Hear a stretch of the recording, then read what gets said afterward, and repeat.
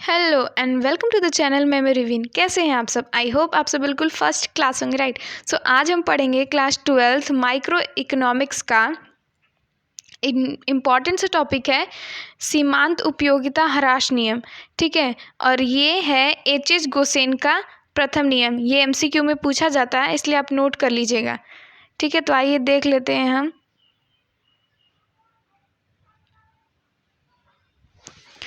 सीमांत तुष्टिगुण उपयोगिता यानी कि तुष्टिगुण उपयोगिता एक ही चीज़ है, ह्रास नियम। ठीक है, इसमें हमने पहले जो पढ़ा था उपयोगिता नियम, आपको समझना है और अच्छे से तो आप पहले पिछले वाला वीडियो देख लीजिएगा। ठीक है, सीमांत तुष्टिगुण ह्रास नियम बताता है कि यदि अन्य बातें समान रहें तो अन्य बात में क्या हो गया कि मतलब समय एक ही समय होना चाहिए। जो आप खा रहे हैं यानी कि जो उपभोक्ता खा रहा है वो एक ही चीज़ होना चाहिए, एक ही प्रकार की चीज़ होनी चाहिए। नहीं तो क्या होगा कि एक ही तरीके की रोटी होनी चाहिए। नहीं तो अगर पहला आपको सादा रोटी दिया जाए तो आपको उससे कम तुष्टि गुण मिलेगा। फिर फिर आपको दूसरे में खोया वाला पराठा दिया जाए, खोया मतलब भरा हुआ, तो उससे आपको ज़्यादा तुष्टि गुण मिल जाएगा। फिर आपको पूड़ी मिल गया तो उससे कम मिला। फिर आपको पराठा अगर ज़्यादा पसंद है तो उससे ज़्यादा तुष्टि गुण मिल गया। तो इसलिए ही बोला गया है कि इसमें एक ही तरह की वस्तुएं होनी चाहिए, अलग अलग तरीके की नहीं होनी चाहिए। ठीक है,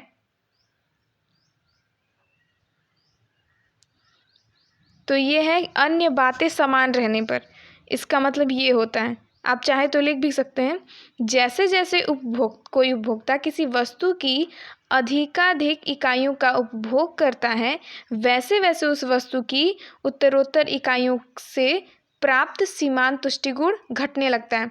हमने जाना था कि जब कोई उपभोक्ता किसी वस्तु का जैसे जैसे उपभोग करने लगता है वैसे वैसे उस वस्तु से प्राप्त तुष्टि गुण घटता जाता है, उत्तरोत्तर इकाइयों का सीमांत तुष्टि गुण घटता जाता है। ठीक है, तो आइए इसको ग्राफ से समझ लेते हैं हम। ये देखिए, यहाँ रोटियों की इकाइयाँ हैं, यहाँ उससे प्राप्त तुष्टि गुण है। पहली रोटी जब खाया उपभोक्ता है तो उसको 50 तुष्टि गुण मिला, सबसे ज़्यादा, ये अधिकतम होता है तुष्टि गुण।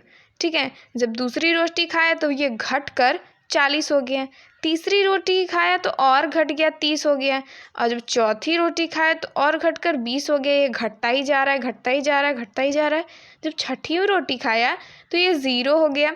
यहाँ पे उपभोक्ता पूर्ण तृप्त हो गया भाई, लेकिन इससे भी ये ज़्यादा खा गया, थोड़ा सा ज़्यादा खाया, 7 रोटी खा गया।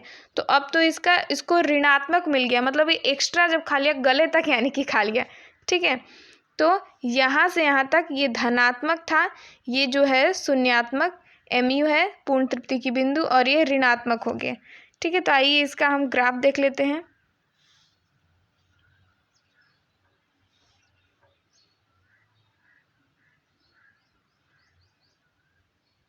देखिए, इधर तुष्टि गुण है रोटियों की से प्राप्त, और इधर रोटियों का इकाई है। ठीक है, तो देखिए, जब ये पहली रोटी उपभोक्ता खाता है तो इसे सबसे ज़्यादा 50 मिला टेबल के अकॉर्डिंग, और दूसरी रोटी खाया तो इसे 40 मिला, तीसरी रोटी खाया तो इसे 30 मिला, चौथी से 20 मिला, पाँचवीं से 10 मिला, और छठी से ये पूर्ण संतुष्ट हो गया, इसे 0 मिला। ठीक है, और ये 7वां जब ये एक्स्ट्रा रोटी खा लेता है तो इसको माइनस में चला जाता है, -10 हो जाता है।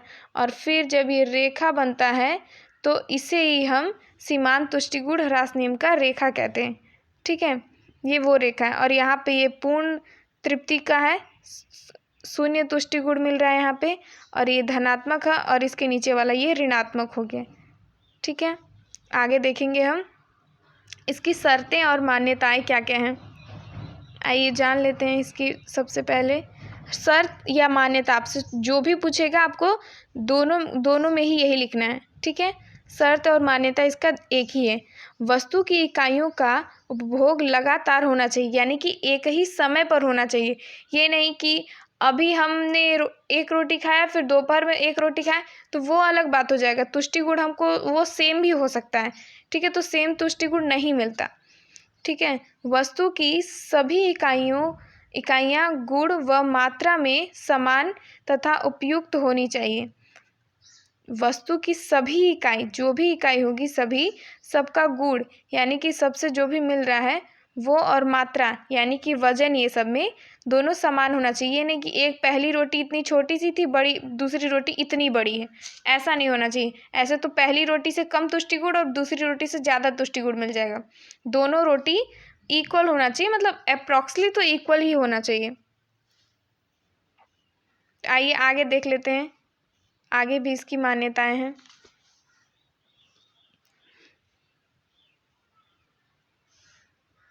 तीसरी मान्यता ये है कि उपभोक्ता की मानसिक स्थिति में कोई परिवर्तन नहीं आना चाहिए कि अभी हम खाए हैं, अब हमको नहीं खाना। इसकी मानसिक स्थिति सेम होनी चाहिए कि हाँ हम रोटी खाते हैं, नॉर्मली हमको रोटी पसंद है, या फिर पसंद नहीं है तो पहले से नहीं पसंद है तो पहले से ही पसंद है, बाद में चेंजेस नहीं होनी चाहिए।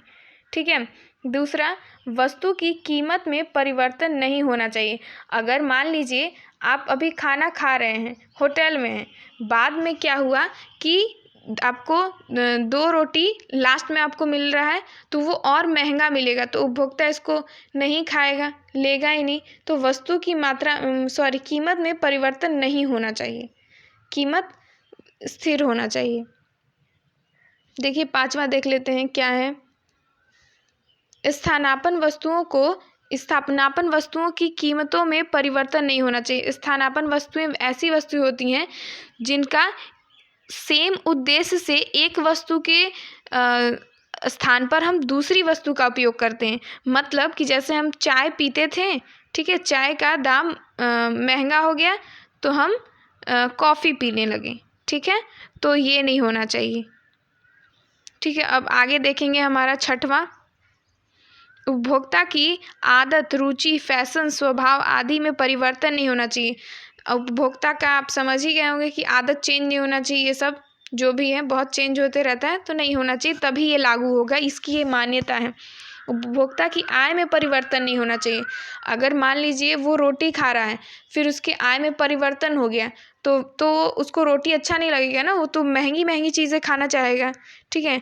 फिर क्या, आवश्यकता का एक ही होता है।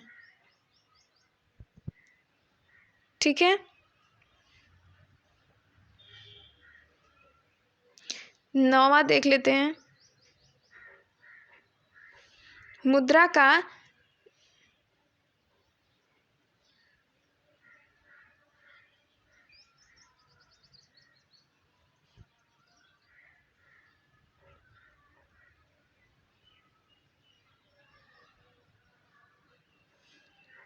का सीमांत तुष्टि गुण स्थिर रहता है। ठीक है। जो भी मुद्रा है हमारे पास उसका सीमांत तुष्टि गुण स्थिर होना ही चाहिए। 10वां है कि दुखमय अवस्था बीत चुकी हो। दुख की घड़ी नहीं होनी चाहिए, दुख में आदमी कम खाता है, ठीक है, या फिर खाना ही नहीं पसंद करेगा। 11वां, तुष्टि गुण का गणनावाचक माप संभव है।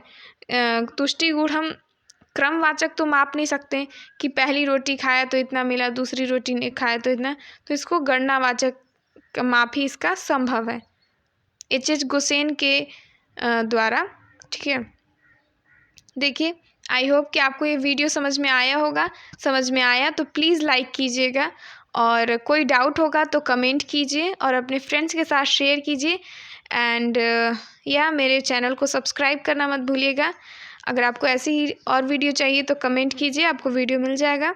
Thanks for watching.